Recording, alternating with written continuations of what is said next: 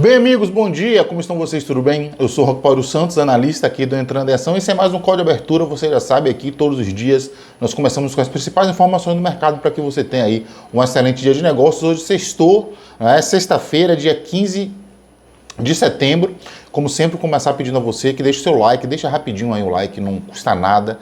Você vai ajudar demais a gente para que o YouTube entenda que esse conteúdo é relevante, divulgue ele, apresente esse conteúdo, ofereça para um número maior de pessoas. O espaço dos comentários também é de vocês, para você deixar aí dúvida, perguntas, sugestões, enfim. Aproveite esse espaço, compartilhe o vídeo com todo mundo. Fecha a semana aí com chave de ouro, mandando informação bacana, importante aí no grupo dos amigos, da família.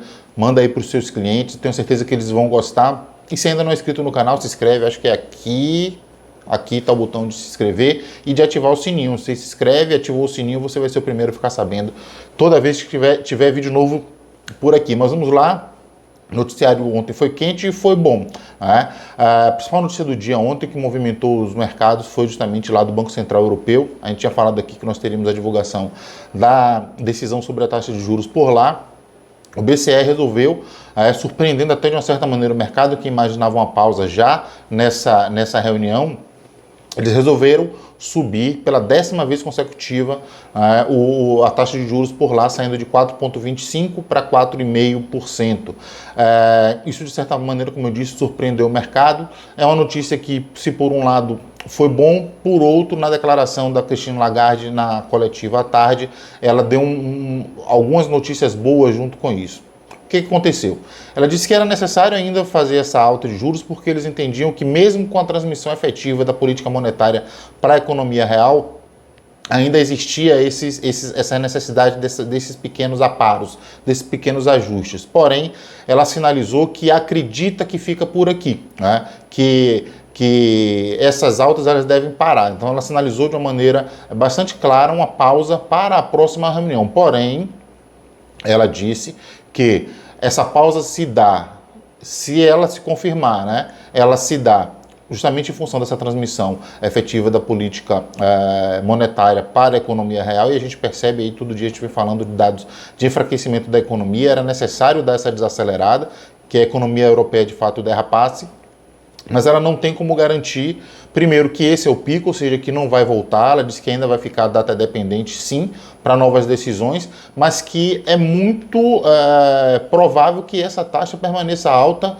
durante um bom tempo. E aí é um processo muito parecido com o que a gente viu recentemente nos Estados Unidos, e está até observando ainda, provavelmente nós vamos ter agora a segunda pausa, mas lá nos Estados Unidos eles estão de fato data dependentes, e aqui no Brasil foi a mesma coisa, A gente teve o ciclo de alta, depois passamos um tempo estabilizados com juros altos para que a economia se assentasse. É um processo meio inercial mesmo, e depois iniciamos o ciclo de corte. Nós vamos ter a próxima reunião, deveremos ter o segundo corte por aqui. Então basicamente é isso, só que isso ajudou muito o mercado. Só para vocês terem ideia, isso animou tanto que isso empurrou o euro para baixo e impulsionou bolsas para cima.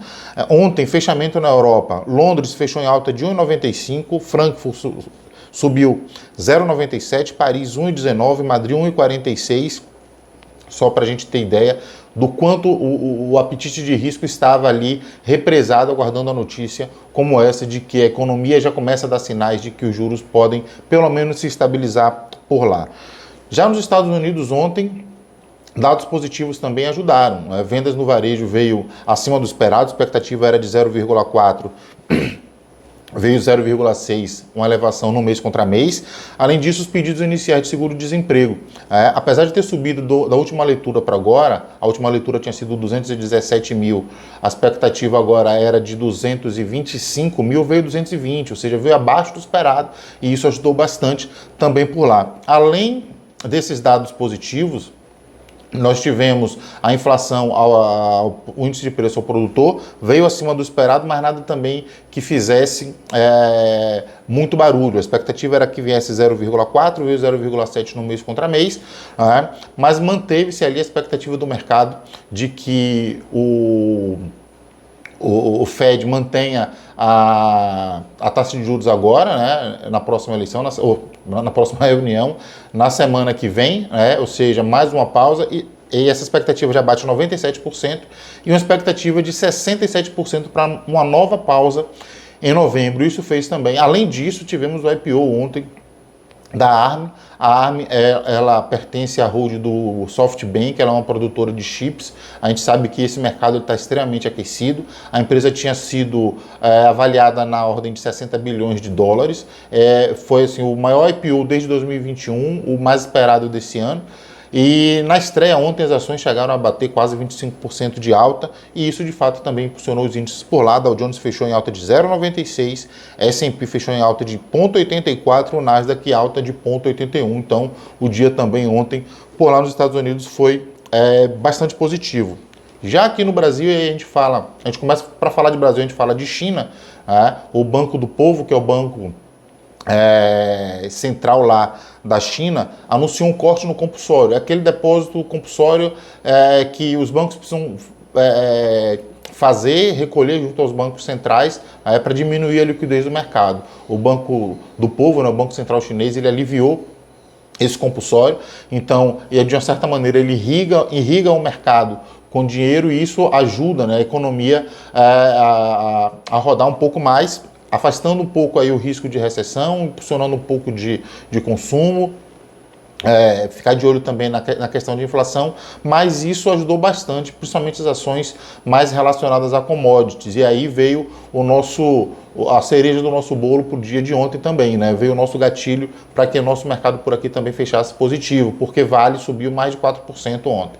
E a gente sabe que, em função de ser o maior peso da Bolsa de Valores, do nosso índice, na verdade, Ibovespa, quando a Vale cai forte, o índice vai cair. Se Vale sobe forte, o índice vai subir, a não ser que todos os outros papéis tenham um comportamento contrário. Então, ontem, com essa alta de mais de 4% da Vale ontem, o nosso Bovespa se deu muito, muito, muito bem mesmo.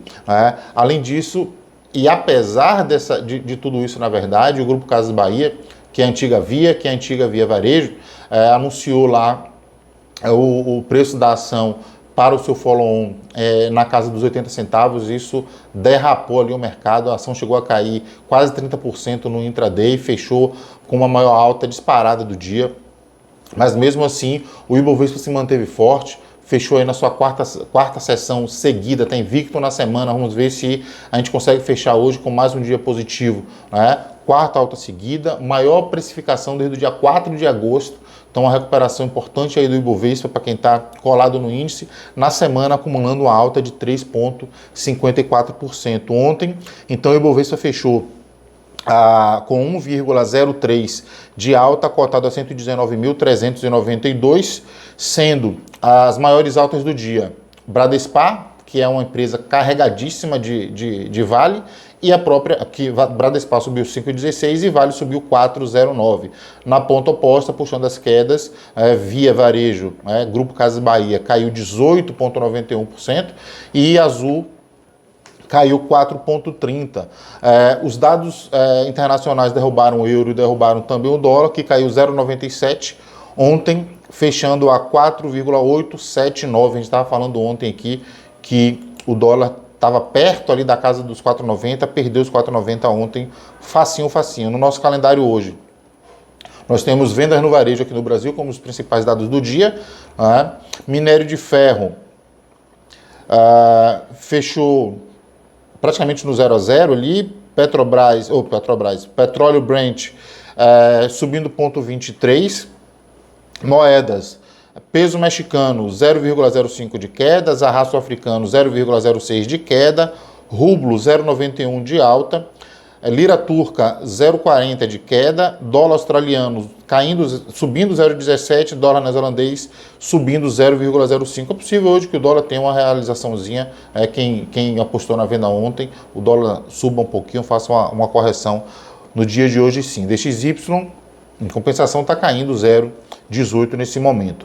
Bolsas, na Ásia, Nikkei fechou com alta de 1,11%, Hong Kong alta de 1,03%, só na China que fechou lá o CSI 300 com queda de 0,66%. Na Europa, a festa ainda continua, Paris em alta de 1,54%, Frankfurt subindo 0,98%, Madrid subindo 0,50%, Londres subindo 0,65 e Eurostock subindo 0,94, futuros americanos, Nasdaq caindo 0,11, Dow Jones subindo 0,24, S&P 500, ou S&P futuro, a S&P 500 futuro, né? Subindo 0,09 e o nosso ETFzinho de bolsa lá fora, o EWZ, no pré-mercado subindo 0,15. Vamos ver se a gente consegue fechar uma semana inteirinha positiva, tem bastante tempo que isso não acontece, né? Vamos ficar atentos então por aqui. O calendário hoje não é um calendário tão importante, afinal de contas também já tivemos uma semana bastante puxada, tá certo? Então é isso, pessoal. Eu desejo a todos vocês uma ótima sexta-feira, um bom dia de negócios, um final de semana maravilhoso. Descansem, aproveitem pra gente estar aqui de volta de novo na segunda-feira, tá certo? Um abraço a todos vocês e como eu digo sempre, é hora de entrar em ação.